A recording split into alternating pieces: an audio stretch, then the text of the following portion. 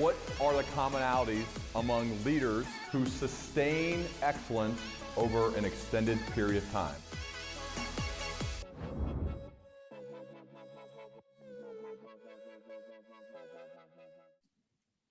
Julia, it's great to have you here on the Learning Leader Show. Welcome. Hi, Ryan. Thank you. Great to be here.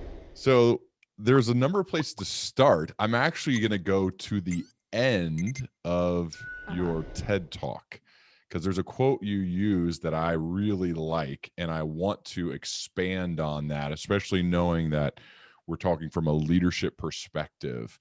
And the quote is from Antoine de Saint, author of The Little Prince. I'm not sure if I pronounced that correctly. Saint-Exupéry, yeah. So, yeah, sorry. Yeah, the long name. Yes, author of The Little Prince. So it says, if you want to build a ship, don't drum up the men to gather wood. Divide the work and give order. And don't drum up the men to gather wood, divide the work and give orders. Instead, teach them to yearn for the vast and endless sea. Can you expand more on that specific quote and why you chose to end your TED Talk with it? Yeah, I love that quote. It kind of makes my heart sing. And I chose it because, I've been interested in improving reasoning, improving decision-making for many years. And one important way in which my perspective shifted over the years is that originally I thought that the way to think better and make better decisions was just to know more, to have more knowledge about, good decision-making methods and cognitive biases and logical fallacies. And if you acquired all of this knowledge and really force yourself to apply it, then you would be a better reasoner and decision maker.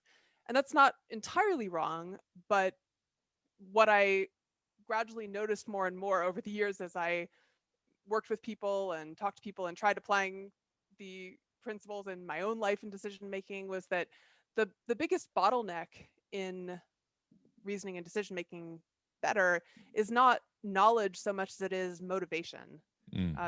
The motivation to actually figure out the right answer, the motivation to notice how your decisions could be improved. And without that motivation, all of the knowledge in the world isn't going to help you very much.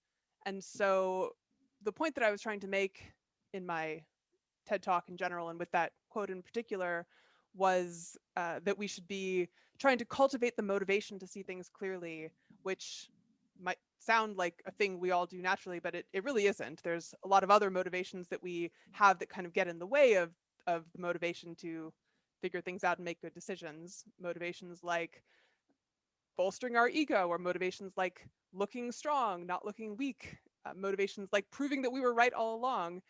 These goals are very often in tension with getting the right answer to the question we're thinking about. And so the quote was my attempt to point at the importance of motivation in this process. I think of the leaders in my life who I've respected the most, who I've wanted to commit to, who've been the most effective, quite frankly, as far as achieving their goals and the results that they need, whether it be in sports or in the business world, is they have the, I would say, confidence combined with competence and security in oneself to change their mind.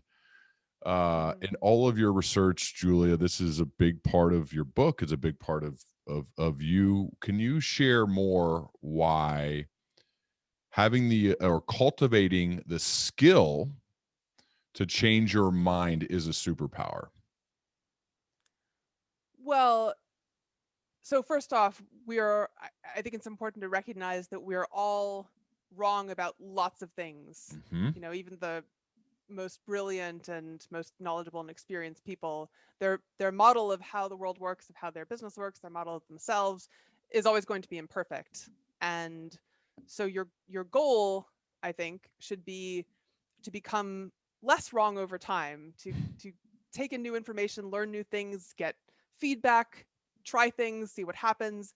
And over time, all that new information will, if you're doing it right, that new information will make your views more accurate over time, less wrong. But the key to that process is actually wanting to notice the ways in which the world doesn't match your expectations, and actually wanting to hear feedback about what you might be wrong about or what you might be doing wrong.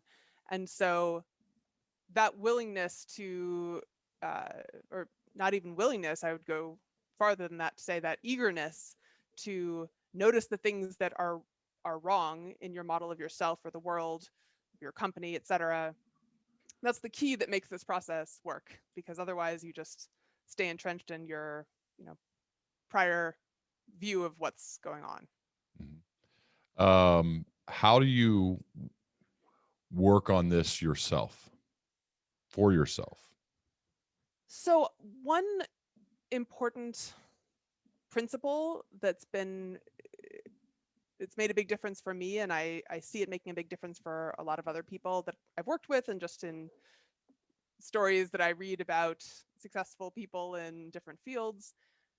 One key principle is the way you think about what it means to be wrong.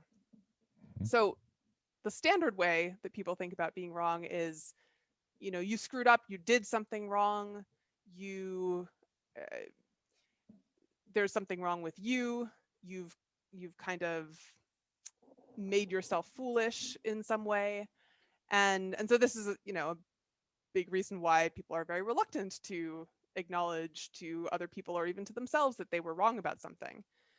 And a common way that people try to correct for that, like other advocates of things like intellectual honesty or changing your mind, often the way they try to correct for that is to say, it's okay to admit you were wrong, And I actually don't like this advice as much as you might think I would.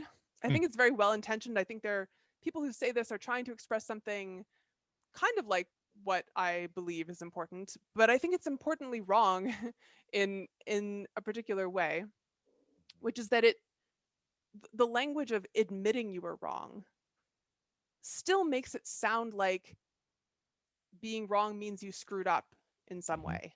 And this advice is saying it's okay to screw up because we're all human, we're fallible, we should forgive ourselves. And to me, I appreciate that. I do think it's important to acknowledge we're human and we screw up and we should forgive ourselves, but I don't accept the premise that being wrong necessarily means you did screw up. Because as I was saying a minute ago, we all have these imperfect models of the world because we don't have all the information. It's impossible for even the most brilliant person to have all of the information. And, we have limited time and processing power in our brains. And so even if you're doing everything perfectly, which no one is, but even if you were doing everything perfectly, you would still be wrong about tons of things. And when you get new information, you just, revise your model and become a little less wrong. And at no point in that process did you screw up necessarily.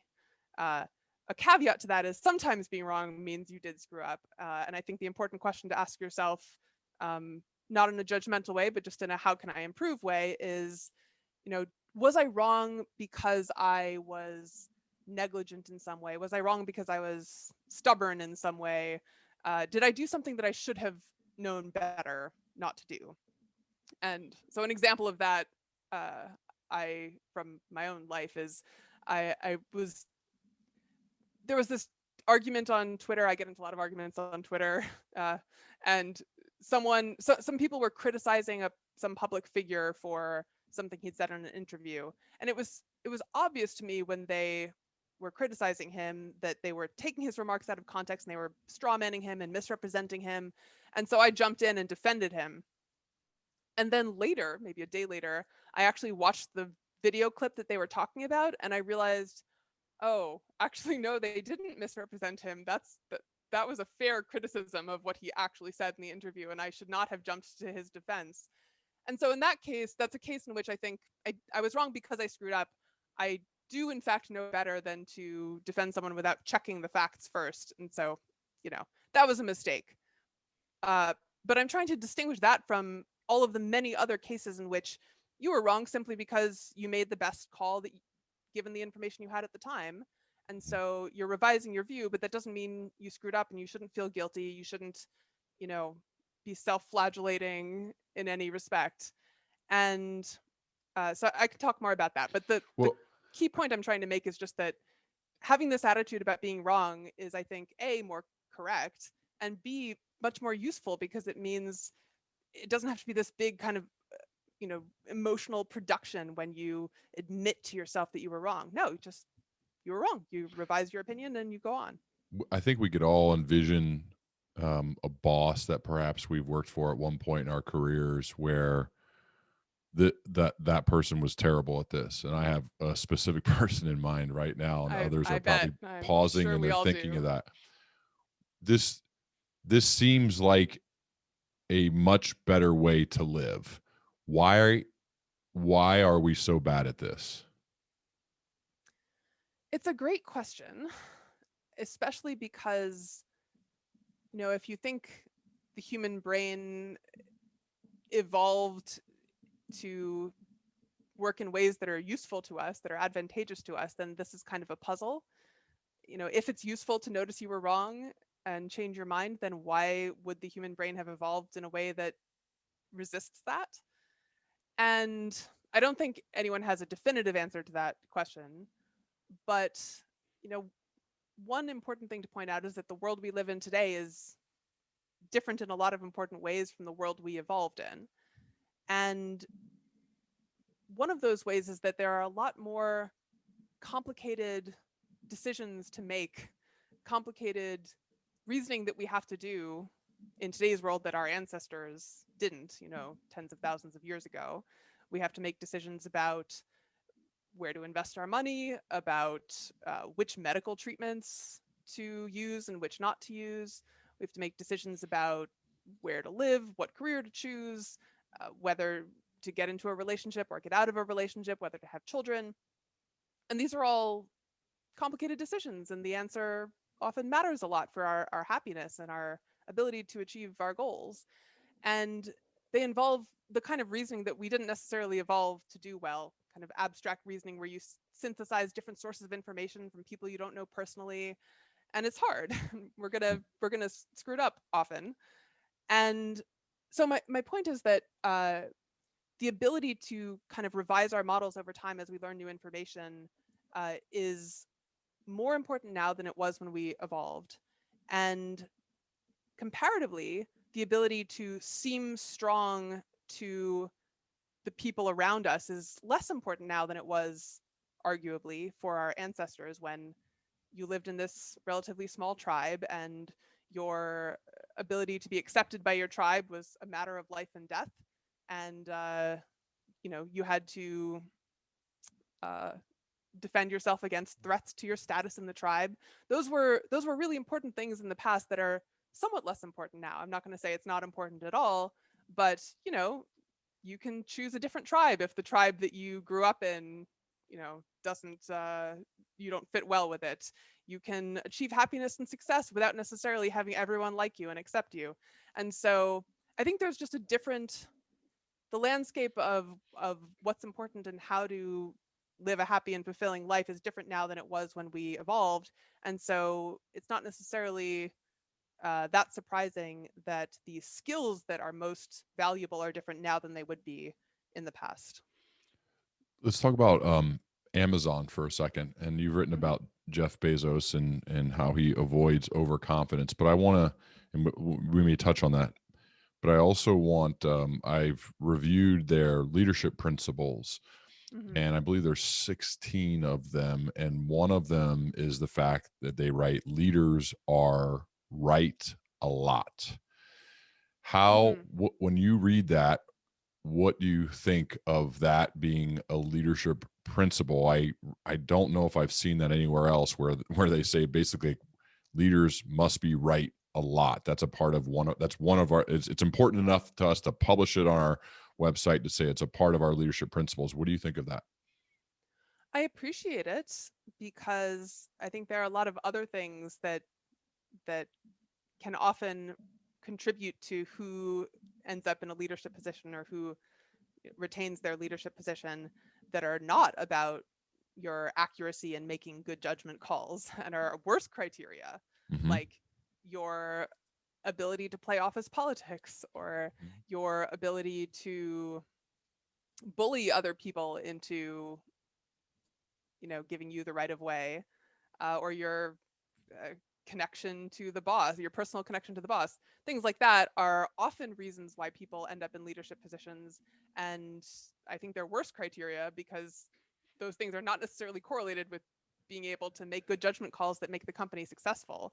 Yeah. And so the fact that Amazon explicitly called out, no, we prioritize choosing leaders who can actually make good judgment calls, not necessarily that they're going to be right all the time. I'm sure Amazon wouldn't claim that, but at least that they're going to be right more often than most other people. And that's what makes you deserve a position of leadership. So I appreciate that. And I don't know exactly what your motivation was in asking the question, but I can imagine that you might be wondering if this is in tension with what I've said about the importance of being wrong, recognizing that you were wrong, and the fact that everyone is wrong about tons of things. So I don't know if that's what you were thinking, but if it was, I don't actually think there is a tension there. It's kind of a funny paradox or pseudo paradox, that in order to actually be more right over time, you have to be willing to be wrong in any given case, because that's how you improve your model, and that's what over time leads to you being right more often than you would have been. How does Does Jeff that make Bezos? sense? Yeah, it does. I'm Yeah. curious. How does Okay. Bezos himself avoid overconfidence? Well, so the specific thing about Bezos that I noticed and admired, and I've talked about in my book and in some other writings and talks that I've done, the specific thing is not so much about how he avoids overconfidence, but in how he reconciles his often lack of confidence in his views about things that it's impossible to be fully confident in, like, will my business succeed, or is this the right bet? How he acknowledges uncertainty about things like that while still being bold, a risk taker, and a leader that so many people look up to and see as competent and confident and all of those things you were talking about before, because that's a combination of things that people often assume can't go together. Like they assume that if you want to be a confident and competent leader that people look up to, you have to always express 100% certainty in your views. You can never allow yourself to admit you don't know the answer to something, or admit that you're not 100% certain. And I think Bezos is a great counterexample to this common wisdom, because he'll say things like, when he was first deciding to leave his job on Wall Street back in the 90s and to start the company that would become Amazon, he thought explicitly about, okay, what's the probability that I'm going to succeed if I start this company? And he was not overconfident, or at least not nearly as overconfident as most people are. His estimate was, I probably have about a 30% chance of success with this company and a 70% chance of failure, which, might seem like demoralizing odds, but to Bezos, he was like, no, that seems like a good bet, because if you think about the upside and the downside, the upside is great, I'll have a successful company, but the downside, even in that 70% case, if I fail, I actually still feel pretty good about that, because I will have gotten to participate in this exciting new at the time world of internet commerce. He found that very exciting. And it's the kind of thing where once I'm 80 years old and I'm looking back, I'm not going to regret trying this, even if it failed. And so I feel good about this bet, even though I think the most likely outcome is failure. And so that's the ability to think that way, to acknowledge the likelihood of failure and still feel driven to go out and try, is a really important thing to be able to do. So that's one way in which I think Bezos combines realistic, probabilistic reasoning about the odds with the ability to go out there and be confident and take risks.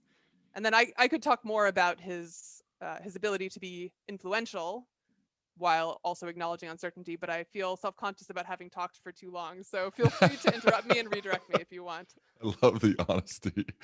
So I want to actually define and admit something to you, Julia. So Okay. I first heard about the scout mindset. I think it was through it was PR people or others that had made me aware of your work and your upcoming book. This was a while ago. Uh-huh. And my first thought was, awesome.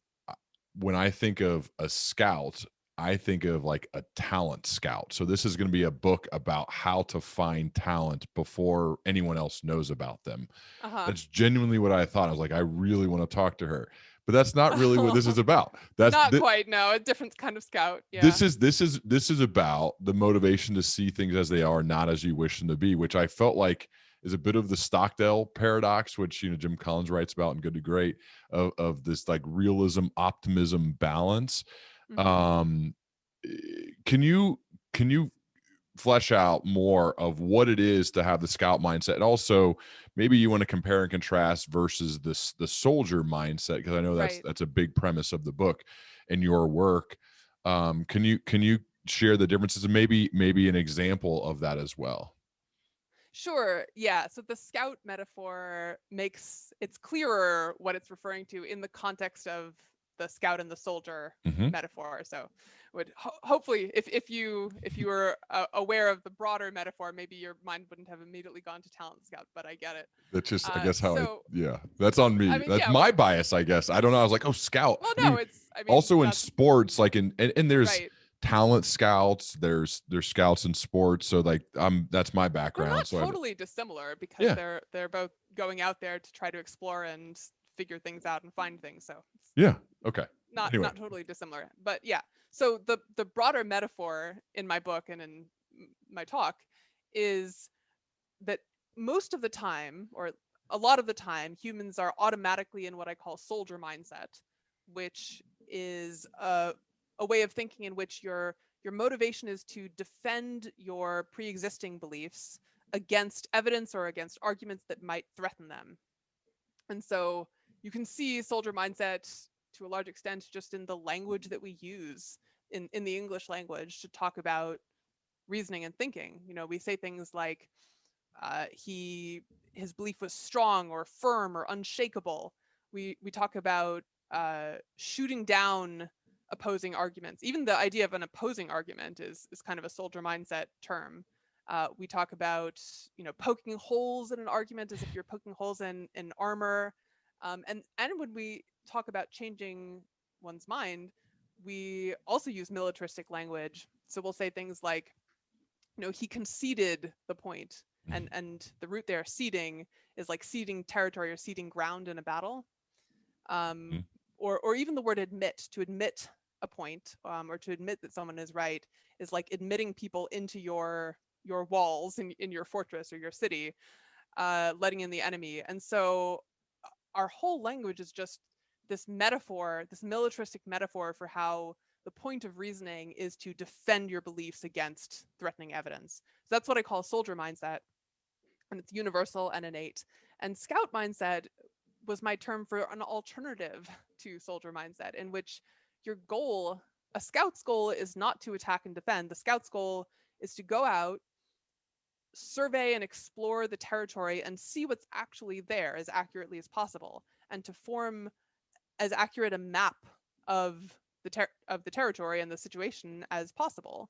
And so in scout mindset, there's no such thing as a threat to your beliefs. There's just more and less useful information that can make your map more accurate, and that's a good thing. And as a scout, you have preferences. It's not that you're completely Vulcan, where you don't care about anything. You may hope to learn that there's a bridge across the river where your troops need to cross, but you don't. Above all, you want to know, is the bridge actually there? You don't want to draw a bridge on your map when there isn't a bridge in reality. So that's the metaphor. And then what was the rest of your question? I'm sorry. I was stuck on the explaining the metaphor part. I was curious about the practical application for a leader in general, as to why it's advantageous for them to have a scout mindset versus a soldier mindset. And I think first, this comes from awareness. So we just clearly defined it, which is helpful. And the next step is, okay, how does this actually apply to me? And then how can I implement this into my life, into my work, so Right. that I'll be more effective with my team at work. I'll be more effective with my family at home, in that regard, because that's when it starts to get real is thinking like, wait, I think I do have much more of a soldier mindset. I need to think about this and work on this and be more of a scout. Right. Yes. So practical applications, especially for someone in a leadership position, there's a ton. One area of application is in how you seek out and react to feedback, to Mhm. constructive criticism. I mean, I'm sure people are already aware of it's important to go out and get feedback and, to respond graciously to criticism and so on. But I think just to delve into it a little more, there are a lot of ways in which we kind of unconsciously uh, try phrase questions or seek out feedback in a way that gets us answers that we already wanted to hear anyway. Because soldier mindset, I don't know if I made this clear, but it's very unconscious. You often don't feel like you're in soldier mindset when you feel like you're being reasonable and dispassionate and objective, but actually the way that you're reasoning, the criteria that you're choosing to make your decisions are kind of unconsciously chosen to defend the answer you wanted to get all along. So the point being that even when you're kind of trying to do the virtuous thing and seek out criticism or feedback, often your soldier mindset is working in the background to make sure that you don't actually have to change your mind or face an uncomfortable truth. So an example of this, again from my own experience, is I used to I used to run these educational workshops on decision making, which I was alluding to earlier. This was during the period of years as I gradually realized, oh, hey, the bottleneck is the motivational component, not so much the knowledge component. So anyway, I was running these workshops, and I'm not naturally very good at seeking out constructive criticism. I hate it, and I have to force myself to do it. Hmm. But at these workshops, I knew that it was really important to have an accurate picture of how are my students doing? Are they enjoying themselves? Are they lost? Are they unhappy for some reason? Something going wrong? And so I kind of forced myself to chat with the students in between the classes, in the evenings. It was like a 4-day workshop. And I would ask them, how are things going for you? Are you enjoying the workshop? Is anything suboptimal? And so I felt proud of myself that I was seeking out feedback, until I noticed this thing that I was doing that I had not been consciously aware of, which is when I asked my student, are you having fun at the workshop? I was nodding my head at them. And occasionally I was even like holding 2 thumbs up. And so I was say like, are you having a good time at the workshop?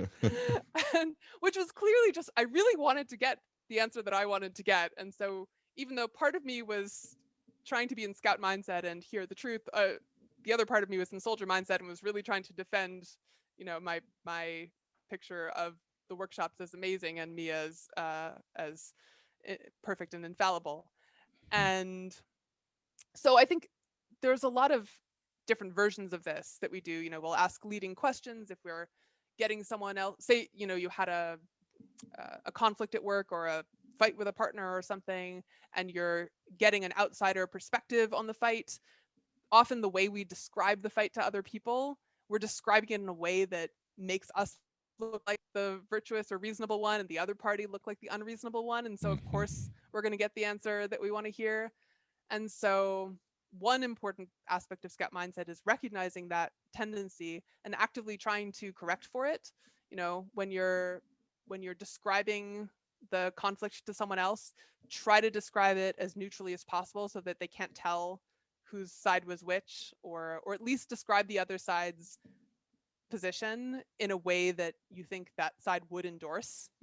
Describe what your partner's view was in a way that if they heard you saying it, they would go, yep, that's an accurate representation of what I was saying.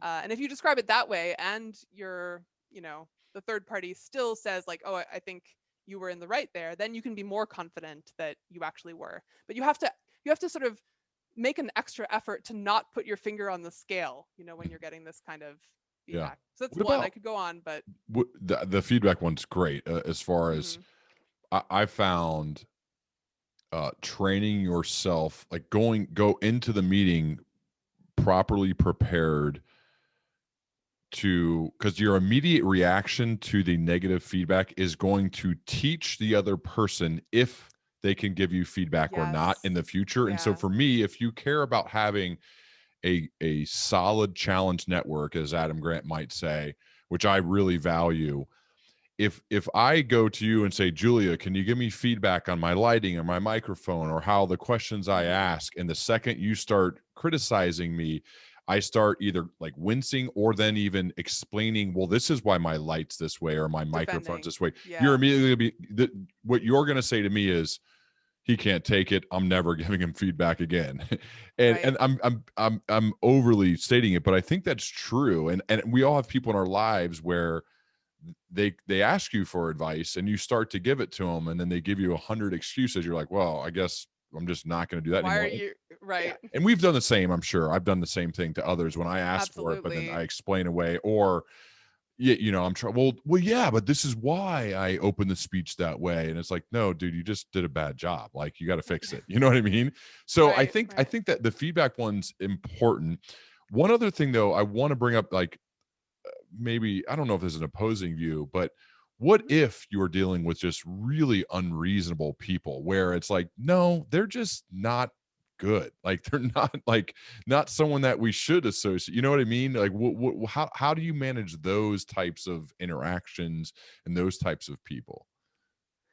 Yeah. So first off, I think not all arguments are worth engaging with. Mm-hmm. There's absolutely, it sounds pretty to say, you can learn something from everyone, and you should always have an open mind that they might be right and you might be wrong. And that is technically true, but there's a wide range, and there's some people who just, they really don't know what they're talking about, and they aren't even trying to argue in good faith at all. They're just trying to kind of troll you or, be contrarian or something. And so it's easy kind of emotionally to get sucked into those arguments, and I've been guilty of this myself many times too. But if you just kind of have a habit of taking a step back and asking, does this seem useful at all? What am I trying to accomplish here? And sometimes the answer will be nothing. Plausibly nothing is going to happen good as a result of this conversation. And so just, choosing not to get into it is often the right strategy. Especially because I think when you spend too much time arguing with especially unreasonable people, or people who are especially bad representatives of a view, like if you spend your time arguing only with, especially if, say, you're a liberal and you spend your time arguing with the worst representatives of the conservative view, people who are the most unreasonable and stupid and pig-headed, then that's actually quite bad for your own scout mindset, because it just further entrenches you in the idea that I'm smart and everyone who disagrees with me is an idiot. And so I think it's actually quite important to prioritize the disagreements with people who you find more reasonable, and who, even if you think they're wrong, at least you can recognize that, well, they're smart. They're, I can see how someone would think that, even if I think it's wrong. So it's good for your own kind of mental hygiene to prioritize that. And then the other thing I'll say is that, even if someone is kind of in soldier mindset when they're talking to you, you often can shift the tone of the conversation just by setting a good example of scout mindset yourself. Not always, not 100%, but often, significantly. So if you show a lot of signals of a good faith engagement in the conversation, where you recognize that, I'm not 100% sure I'm right, I'm open to the possibility that I might be wrong about some things, then that can often kind of disarm the other person and put them more in scout mindset as well. So what about from a leadership perspective? This is what criticism I've received is, sometimes we just want you to speak with certainty, and because, like, if I'm saying all things, well, I may be wrong, or this is what I, at least as of today, this is what I think. Because I mean, I interview really smart people, and I have for 6 years, that it becomes part of like my regular being, that my mind's going to change and shift, because I'm regularly talking to people who are more competent, especially about their specialty area, than I am. So I withhold the right to change my mind. But as of right now, this is what I think. And at times I've got criticism. Well, why don't you stand for something? Why don't you give us your point of view when instead of just saying like, well, this is what I think now, but I may change my mind. Like that, not everybody likes that. What do you think about that criticism that I've personally received? So I think it's important to distinguish between two kinds of confidence. Mm-hmm. So confidence is absolutely important. Uh, um, Demonstrating confidence as a leader is important, especially. But there are these two kinds of confidence that we often conflate. My words for them are social confidence and epistemic confidence, where social confidence is, how poised are you, how self-assured are you, how charismatic are you, do you have kind of open and relaxed body language, do you make eye contact, do you speak with a relaxed and confident tone, do you just do you act like you're worth listening to, basically? Mm-hmm. Do you go out and do bold things and take charge, etc.? So it's social confidence. And then epistemic confidence is about how much certainty do you have in your views. And so, saying that you're 99% sure or you're absolutely positive, that would be high epistemic confidence. Whereas saying that you don't know the answer or your view might well change is lower epistemic confidence. And I think, we conflate these two things a lot. It's easy to picture someone with both types of confidence, like a leader saying, giving a pep talk saying, you guys, we're definitely going to win. We're definitely going to win. And it's easy also to picture someone with a lack of both types of confidence, someone who kind of stammers nervously, guys, I'm really not sure what we should do here. But they don't have to go together. And so Jeff Bezos, we were talking about a few minutes ago, is a nice example of how you can have social confidence without being certain in your views. So, the example I was talking about was about his ability to be bold and take risks while still being uncertain. But another aspect of it is his ability to be influential and persuade people to invest in him, persuade people to work for him, while still expressing epistemic uncertainty. So I brought up how he thought there was a 70% chance that Amazon would fail when he was starting out. And you might assume that he wouldn't express this kind of epistemic uncertainty to investors, especially. Like, who's going to invest in something where the person says, by the way, you're probably going to lose all your money? But he did in all of his initial pitch meetings to investors. He said, I think there's a 70% chance this is going to fail. So you shouldn't invest unless you're willing to lose all your money. And lots of people invested. and they did, because he demonstrated confidence in other ways without needing to be 100% certain that his bet was going to pay off, because you can't be 100% certain, and he's smart and he knew that. So, the other ways in which he demonstrated confidence were his passion in talking about his vision for what he wanted to create with Amazon, his passion in talking about just the early days of the internet. He found it really exciting. He called it the Kitty Hawk stage of internet commerce, I think. And so if you watch, there's not a lot of early videos of him, but there's one I found from around 96, sometime in the mid 90s, where it was still early stage enough that the interviewer's first question for Bezos was, "So who are you?" and so in that video, he's just like sitting, he's in his kind of like skinny bookseller Amazon phase. And he's just like sitting out on a curb somewhere outside of some small conference. And he's just talking about how exciting the internet is and all of the huge potential that is still untapped. And he's very passionate and inspiring. And you kind of get swept up with him in his vision for what he wants to create. And none of that requires him to say that he's 100% certain about his company succeeding. And that's a point he's emphasized in interviews again and again throughout the years, that no, you can't be certain. Anyone who tells you they can be certain is fooling you, because this is an inherently unpredictable business.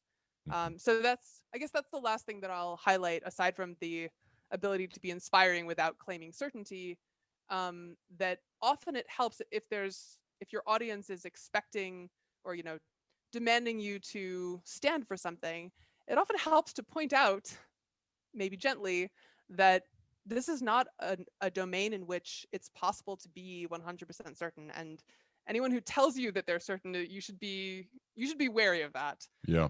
And so often, unless the person's deliberately being a troll or trying to antagonize you, often pointing out the inherent uncertainty in the world on that topic makes them realize, oh, actually, this person is more trustworthy than someone who claims to be 100% certain without good reason. Does that help? It does. Well, Okay. big time, because I immediately just think of examples and people, and the ones who you could tell have, like, I just think a lot of it is that have they done the work, and in that Bezos video, I know which one Yeah. you're talking about. It's Oh, yeah. it's evident that he had done the work to understand what he was going to do, but that Yeah. doesn't mean like he's not going to lie. I almost view it as lying. Like, you don't know that it's going to work. I mean, Right. he's going to work like crazy to make it work, but that doesn't Right. mean he knows it will. And I think that to me gives me more confidence that he's shown that he's done the work leading up to the time, but he also is a realist and he understands that he can't predict the future. And to me, that Right. gives confidence. That's why, and I think it takes a lot of confidence to say there's a 70% chance that you're going to lose your money. Now, there could be a massive upside here if we get this thing going, Right. but there's also a greater odds that you end up with zero than you end up at a billion or whatever it ends up being. Right. I think that takes a lot of confidence. But speaking of certainty, I just have a couple more things here. As Mm-hmm. I want to talk about Lyndon Johnson, just somebody that you've written about, because he had an Yeah. exercise when he was a senator, and he had this ritual with his friends and aides called working up, where he would practice arguing a position with passion over and over, willing himself to believe it. You write, and eventually he'd be able to defend it, again using that word defend it Yeah. with utter certainty. What do you think of this exercise that he did? Well, so Lyndon Johnson was, I think, an outlier in terms of his ability to intentionally deceive himself. Most of us, we deceive ourselves all the time, but it's more of an unconscious process where we want to believe something, and so we pay more attention to evidence that supports it, and we pay less attention to, or we don't look for evidence that might not support it, and so we end up becoming more confident in it. But we didn't set out to do that consciously. Um, but in Lyndon Johnson's case, his ability to persuade people, I think it's important to distinguish between two types of persuasion. There's a kind of persuasion where you genuinely convince people that you're right, and they kind of willingly sign on to your view. And then there's this kind of almost bullying persuasion, Mm-hmm. where if there's this old photo of Johnson persuading some other senator or someone in the government, and it's so striking. He's leaning towards the person who's kind of leaning back, and he's waving his finger in the guy's face. And I don't know the outcome of that conversation, but I'm sure, like many of the conversations, there's a good chance the person acquiesced and agreed with Johnson. Mm-hmm. And that is persuasion in a sense, but it's not so much about convincing the other person that you actually are right on the merits. Mm-hmm. It's more of a social strategy. And I don't like that strategy all that much myself. I'm not going to claim that it's inherently wrong or something. If, maybe some people have a reason to do that. But I think the point is, especially if what you want to do is actually change someone's mind and not just kind of bully them into going along with you, then I think it becomes much more important to genuinely understand why someone wouldn't already agree with you. Mm-hmm. And so the process that Johnson was going through of kind of psyching up his confidence in his own view, it didn't involve any step where he tried to understand the other side and tried to understand the flaws in his position or the reasons why someone might not see that he's right even if he is. So, I think in a lot of contexts, the more important thing is to be able to show other people that you understand why your view is not obvious or not obviously correct to them. And this is, this is especially true if they start out maybe being less sympathetic to your view than some already receptive audiences, or if you don't want to bully them. Yeah, I think So, like it just goes back to some simple practices but hard to execute of one, seek first to understand before being understood, right? As well as just as parents probably told most kids growing up, certainly mine did, um put yourself in other people's shoes, like do your best to understand and understand why they may think that way, and then just open when you talk to them, have a curious mind, not like a persuasive one, but right. one of curiosity. Approach people with curiosity to just get a better feel, because we are all the sum of our life experiences. And I'm fascinated by those experiences of others because they all shape their worldview and they shape why they believe what they believe. And unless I have to attempt to gain some sort of understanding of those experiences, because in a lot of cases they're wildly different than mine, and that's why we Yeah. may be on have different views, and probably is why we have different views about a specific topic. And if we worked to try at least to approach it with curiosity instead of like I'm going to bulldoze you into changing your mind, I feel like we'd have a better Good word. shot. You know what I mean? It's such a good point. And actually, earlier when we were talking about how to deal with disagreements, especially if you think the other person is being unreasonable, one thing that I wanted to say was uh, how important it is to approach those conversations with curiosity.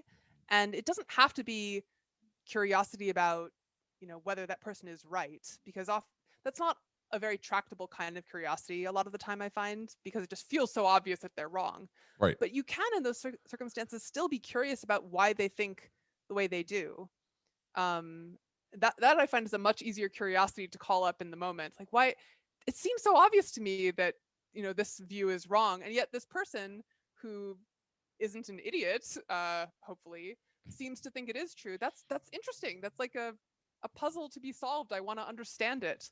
And so sometimes the result of that investigation is actually the realization that, oh, actually they're seeing something that I wasn't seeing. Mhm. Or the result might be, oh, I was misunderstanding their view. Actually, their view is more reasonable than what I thought it was. Mhm. Um, or sometimes the result is just, no, I still think they're wrong, but at least I have a better understanding now of how they came to that view. And that's useful in its own right, just to understand better how people think and how they work, and how people react to me. And so you don't know what the result of that process is going to be, but I find you're much more likely to get something useful out of the conversation if you approach it with the spirit of genuinely trying to understand why they believe what they believe. Absolutely. Julia, one more question that's Yeah, actually completely different than what we've talked about, but it's it's great. it's because of you and the career that you've built for yourself, and I'm sure you get peppered with these types of questions from people who are earlier in their career, but for a maybe a recent college graduate who Hmm. loves what you do and they want to put their own dent in the world and impact it in a positive way, what are some general pieces of life slash career advice you would give to that person? Well, I mean, everyone's situation is different, but maybe one piece of general advice that I could stand behind is that over time, through your actions, through the way you talk, you kind of you're creating a brand, for lack of a better word, and that brand will attract certain types of people and it will repel certain types of people. And I think it's good to be very conscious of, you know, what types of people am I attracting and what types of people am I repelling? And you can't attract everyone. It's not possible. So I think a good goal is to try to attract the kinds of people who uh, make you a better version of yourself. Mm. And for me, that has a lot to do with scout mindset. So, I try to put vibes out there that attract the kind of people who value scout mindset and who are less likely to denigrate me for changing my mind and more likely to admire me for it. And the kind of people who just, they're not going to take everything I say at face value. They're going to push back if they think I'm wrong about something. And so that over time is going to make me a better thinker and, make me more likely to notice on my own accord, like, oh, actually, I don't think I can defend that. Let me see if there's a better version of that idea than I originally had. And so, you know, the way I talk about improving your reasoning makes it sound like we're all just in a vacuum and, you can just practice these habits and learn these techniques on your own.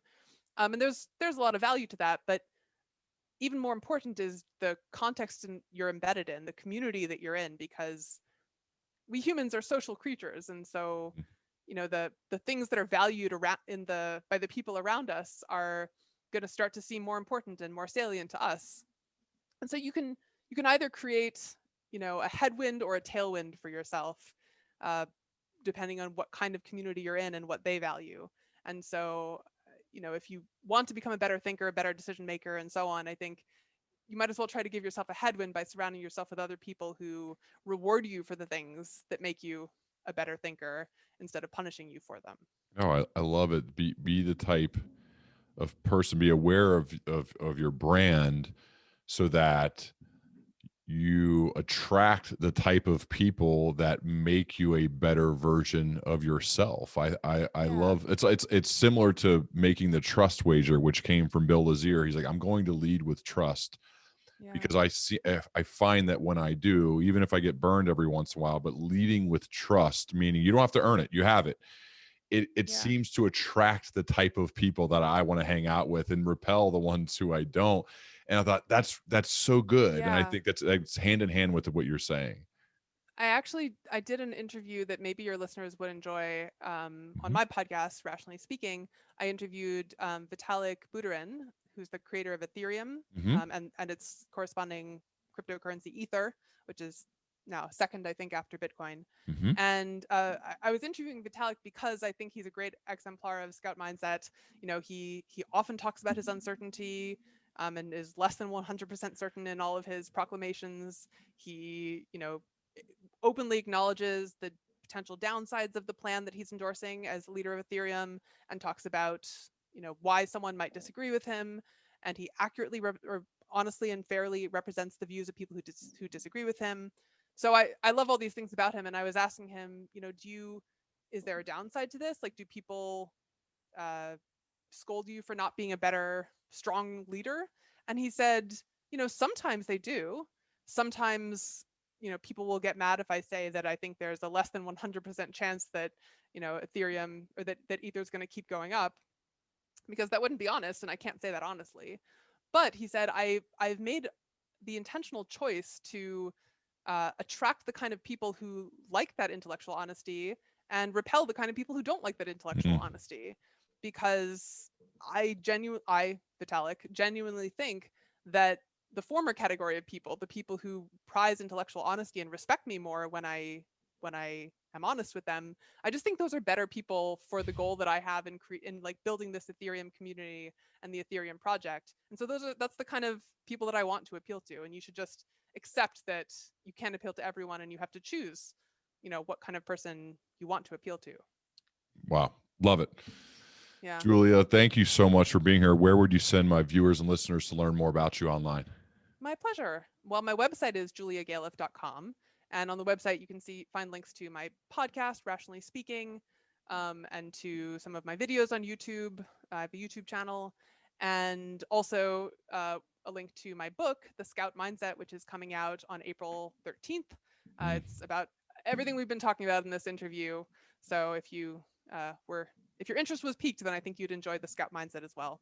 So juliagalef.com. Perfect. The Scout Mindset, why some people see things clearly and others don't. Highly recommend reading it. It'll make you think. Those are my favorite ones. And like when you're able to combine great stories with the science, with the practical application, that's my kind of book, because it keeps you entertained. It shares the science that proves that it's true. And then it also says, this is how I could apply it in my life. Like, that's what I really want. And you've figured out how to do that, and that's really hard. Yes. But it made it look kind of easy. You made it look easy. Oh. So, and the TED Talk's awesome too. I would encourage people to Oh, watch the TED thank Talk, you. which there are some overlap of the book and TED Talk, but Yeah. with some of the stories. But really good. Thank you for being here. I appreciate it. I'd My love to pleasure. continue So our fun. dialogue as we both progress. That sounds great. Thanks, Awesome. Ryan. Thank you. Bye.